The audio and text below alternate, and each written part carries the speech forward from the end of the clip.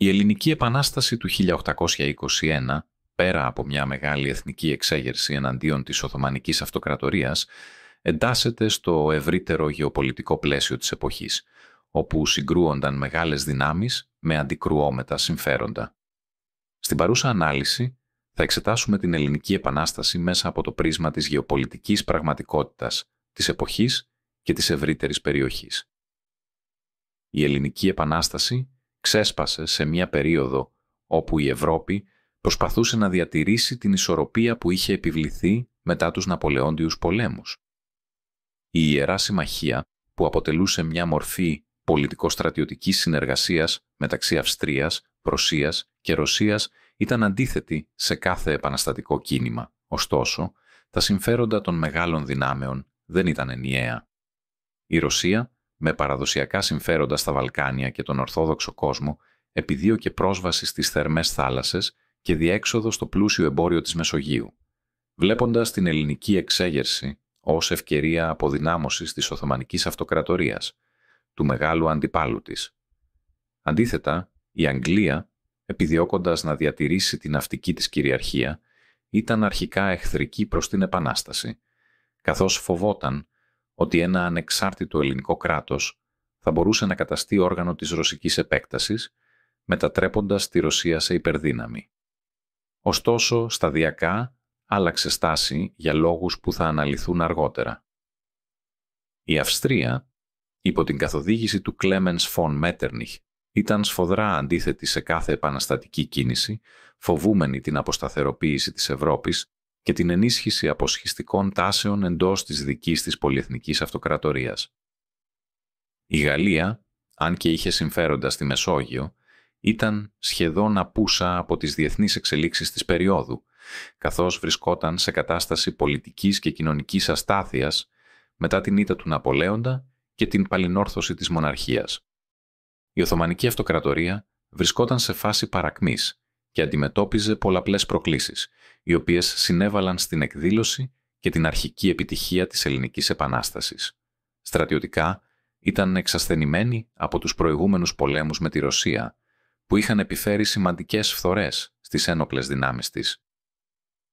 Παράλληλα, η κεντρική εξουσία αμφισβητούνταν από τις τοπικές ελίτ, καθώς ο Σουλτάνος προσπαθούσε να διατηρήσει εύθραυστες ισορροπίες με ισχυρούς πασάδες, όπως ο ημιαυτόνομος ηγεμόνας της Αιγύπτου. Την ίδια στιγμή επιχειρούσε να εξαλείψει το κράτος εν κράτη των γενιτσάρων και να εξυγχρονίσει τον στρατό, γεγονός που αποδυνάμωνε προσωρινά τις κατασταλτικές δυνατότητες της αυτοκρατορίας. Ο σημαντικότερος παράγοντας, ωστόσο, που εξηγεί γιατί η Επανάσταση εκδηλώθηκε το 1821, ήταν η ταυτόχρονη εμπλοκή του Οθωμανικού στρατού σε δύο μεγάλα μέτωπα. Από τη μία, ο Σουλτάνος διεξήγε πόλεμο με την Περσία και από την άλλη ήταν αντιμέτωπος με την εξέγερση του Αλή Πασά στην Ήπειρο. Αυτό είχε ως αποτέλεσμα τα καλύτερα στρατεύματα της αυτοκρατορίας να είναι απασχολημένα, επιτρέποντας στους επαναστάτες να αποκτήσουν κρίσιμο χρονικό περιθώριο για να εδραιώσουν την εξέγερση. Παρόλο που η Οθωμανική Αυτοκρατορία ήταν σχετικά αποδυναμωμένη και απασχολημένη σε διάφορα μέτωπα, αυτό δεν έκανε την Ελληνική Επανάσταση εύκολη υπόθεση. Αξιοσημείωτο είναι ότι, ακόμη και στα ορλοφικά, μια μεγάλη Ελληνική Επανάσταση μερικές δεκαετίες νωρίτερα, οι Οθωμανοί, παρά τις εμπλοκές τους με τους Ρώσους, κατάφεραν να καταπνίξουν την εξέγερση. Το 1821, η Οθωμανική Αυτοκρατορία παρέμενε μία από τις μεγαλύτερες αυτοκρατορίες της εποχής, εκτείνοντας την εξουσία της σχεδόν από τις ακτές του Ατλαντικού μέχρι την κεντρική Ευρώπη, την Αιθιοπία και τον Ινδικό ωκεανό. Διαθέτοντας έναν μεγάλο πληθυσμό και έναν στρατό με εμπειρία σε διάφορα μέτωπα, η αυτοκρατορία είχε βγει αλόβητη από τους Ναπολεόντιους πολέμους, καθώς δεν είχε συμμετάσχει σε αυτούς. Οι ευρωπαϊκές δυνάμεις αντιθέτως είχαν εκατομμύρια νεκρούς, ζημιωμένες οικονομίες και καμένες πόλεις, όπως η Μόσχα. Η Οθωμανική Αυτοκρατορία ήταν η μόνη στην περιοχή που δεν είχε υποστεί, σχεδόν το παραμικρό, αν και είχε μείνει πίσω τεχνολογικά και οικονομικά. Ο Σουλτάνος είχε ήδη ξεκινήσει την πορεία εξυγχρονισμού της, αρχίζοντας από τον στρατό, βάζοντας τέλος στο κράτος εν κράτη των γενιτσάρων και σχηματίζοντας σιγά-σιγά τακτικό σύγχρονο στρατό. Συνεπώς, η Ελληνική Επανάσταση δεν ήταν καθόλου εύκολο εγχείρημα, καθώς η Οθωμανική Αυτοκρατορία είχε τα μέσα και τη δυνατότητα να τη συντρίψει. Παρά τα πλεονεκτήματα των Οθωμανών, οι Έλληνες είχαν και αυτοί τα δικά τους. Πρώτον, διέθεταν ένοπλα άτακτα, αλλά εξαιρετικά έμπειρα σώματα στρατού, κυρίως κλέφτες και αμαρτωλούς, που δραστηριοποιούνταν στις ορεινές περιοχές της Ελλάδας. Αυτοί οι ένοπλοι αγωνιστές ήταν εξοικειωμένοι με τον Αντάρτικο πόλεμο και την εκμετάλλευση του εδάφους, γεγονός που τους προσέδιδε μεγάλη στρατηγική αξία απέναντι στις πιο οργανωμένες, αλλά λιγότερο ευέλικτες δυνάμεις του τακτικού στρατού. Δεύτερον, μετά τη συνθήκη Κιουτσούκ-Καϊναρτζή, λίγες δεκαετίες νωρίτερα, μεταξύ Ρώσων και Τούρκων, επιτρεπόταν πλέον στα ελληνικά εμπορικά πλοία να φέρουν λίγα κανόνια για αυτοπροστασία από τους πειρατές. Αυτή η ρύθμιση, ουσιαστικά, τα μετέτρεπε σε ημιπολεμικά πλοία και προσέφερε στους Έλληνες ναυτική εμπειρία και υποδομή. Ταυτόχρονα, στην ελληνική κοινωνία, είχε δημιουργηθεί μια ισχυρή ναυτική τάξη, από απλούς ναύτες μέχρι μεγάλους εφοπλιστές. Χαρακτηριστικό της δύναμης του ελληνικού ναυτικού είναι ότι η Ύδρα είχε περισσότερα πλοία από τη Μασσαλία, τη μεγαλύτερη γαλλική πόλη στη Μεσόγειο. Έτσι, οι Έλληνες είχαν στη διάθεσή τους ένα μεγάλο, ισχυρό και έμπειρο ναυτικό. Τρίτον, οι Έλληνες είχαν αναπτύξει στο εξωτερικό, κυρίως στη κεντρική Ευρώπη και τη Ρωσία, αλλά και εντός της Οθωμανικής Αυτοκρατορίας, μια ισχυρή εμπορική και μορφωμένη τάξη, όπως οι έμποροι της Ρωσίας και οι φαναριώτες της πόλης, συσσωρεύοντας έτσι πολύτιμο πολιτικό και οικονομικό κεφάλαιο. Αυτή η τάξη ήταν σε θέση να στηρίξει την Επανάσταση, με χαρακτηριστικά παραδείγματα την πολιτική δραστηριότητα του Ιωάννη Καποδίστρια, οικονομικές χορηγίες στους επαναστάτες και τη δημιουργία της φιλικής εταιρείας στην Οδυσσό, η οποία προετοίμασε το έδαφος για την Επανάσταση σε κάθε επίπεδο. Τέλος, υπήρχαν ηγετικές μορφές στα ανώτερα στρατιωτικά κλιμάκια, όπως αρχηγοί πλοίων και τοπικών ομάδων κλεφτών, όπως ο Καραϊσκάκης, ενώ το πιο σημαντικό παράδειγμα ήταν ο αρχιστράτηγος Θεόδωρος Κολοκοτρώνης. Εκπαιδευμένος στον Βρετανικό στρατό, έμπειρος πολεμιστής και, κυρίως, έχοντας διδαχτεί τις τακτικές της εποχής, ήταν σε θέση να εφαρμόσει στρατηγικές που είχαν αποδειχθεί αποτελεσματικές σε άλλους πολέμους.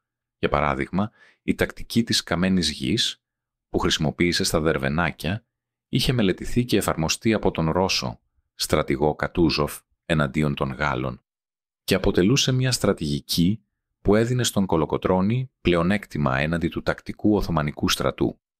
Το πρώτο στάδιο, 1821 με 23, της Ελληνικής Επανάστασης ήταν το πιο καθοριστικό, καθώς κρινόταν η ίδια η ύπαρξη του αγώνα. Η Ιερά Συμμαχία, το ΝΑΤΟ της εποχής, αντιμετώπιζε εχθρικά κάθε επανάσταση, με την Αυστρία να ζητά την αποστολή στρατού για την καταστολή της, αλλά η Ρωσία, μέσω του Καποδίστρια, έθεσε βέτο, αποτρέποντας τη στρατιωτική επέμβαση. Η Βρετανία, φοβούμενη ρωσική επιρροή σε μια ανεξάρτητη Ελλάδα, προσπάθησε να εξουδετερώσει την Επανάσταση, παρέχοντας πληροφορίες στους Οθωμανούς και επιχειρώντας να πείσει τους Έλληνες να παραδοθούν. Παρά το εχθρικό διεθνές περιβάλλον, η Επανάσταση προχώρησε λόγω της αδυναμίας της Οθωμανικής Αυτοκρατορίας, που ήταν ήδη εμπλεγμένη σε πολέμους με τον Αλή Πασά και την Περσία, στέλνοντας δευτερεύουσες δυνάμεις, κυρίως Τουρκαλβανούς. Η πρώτη σοβαρή αντεπίθεση έγινε το 22, με την εκστρατεία του έμπειρου στρατηγού Δράμαλης, ο οποίος έφερε μια μεγάλη στρατιά για να βάλει τέλος στην Επανάσταση, αλλά η στρατηγική ιδιοφυΐα του Κολοκοτρώνη στη μάχη των Δερβενακίων συνέτριψε τον Οθωμανικό στρατό, εξασφαλίζοντας την Πελοπόννησο, ενώ καθοριστικό ρόλο σε αυτό το στάδιο έπαιξε το ελληνικό ναυτικό, αφού αδρανοποίησε το Οθωμανικό, το εμπόδισε να φέρει στρατεύματα και προμήθειες σε διάφορα φρούρια υπό πολιορκία. Η άλωση της Τριπολιτσάς δεν ήταν απλώς μια στρατιωτική νίκη, αλλά η θεμελίωση του πρώτου ελεύθερου ελληνικού εδάφους μετά την πτώση της Βυζαντινής Αυτοκρατορίας, όπου μπορούσε να οργανωθεί το πρώτο ελληνικό κράτος. Η Επανάσταση επιβίωσε λόγω της στρατιωτικής επικράτησης των Ελλήνων, κυρίως μέσω του Κολοκοτρώνη και της γεωπολιτικής παρέμβασης του Καποδίστρια που απέτρεψε την Ιερά Συμμαχία από το να στείλει στρατεύματα για την καταστολή της. Δεύτερο στάδιο, 1820-3 με 25. Η χαλάρωση, η εμφύλη και η στροφή της Αγγλίας. Η Επανάσταση έχει εδραιωθεί, αλλά δεν επεκτείνεται. Μετά τις μεγάλες επιτυχίες του πρώτου σταδίου, οι Έλληνες επαναστάτες χαλάρωσαν. Αντί να συνεχίσουν την επέκταση της Επανάστασης, ξέσπασαν εμφύλιοι πόλεμοι που έφεραν τεράστια εσωτερική φθορά, ενώ το ελληνικό ναυτικό, παρότι εξακολουθούσε να ελέγχει τις θάλασσες, δεν αξιοποιήθηκε για την υποστήριξη νέων στρατιωτικών επιχειρήσεων, ενώ ο Κολοκοτρώνης φυλακίστηκε και η Επανάσταση έμεινε χωρίς κεντρική στρατηγική. Το θετικό σε αυτό το στάδιο είναι η γεωπολιτική στροφή της Βρετανίας. Παρά την αρχική εχθρική της στάση, η Βρετανία άρχισε να αλλάζει τακτική. Βλέποντας ότι η Επανάσταση είχε αντέξει, αποφάσισε να στοιχηματίσει στο άλογο που νικάει και γι' αυτό άρχισε να τη χρηματοδοτεί και την αναγνωρίζει πολιτικά. Όμως, σε αυτό το στάδιο αρχίζει και η ανασύνταξη των Οθωμανών. Στο εξωτερικό, ο Σουλτάνος κατάφερε να κλείσει το μέτωπο με την Περσία, σταματώντας τον πόλεμο και εστιάζοντας στις εσωτερικές του υποθέσεις.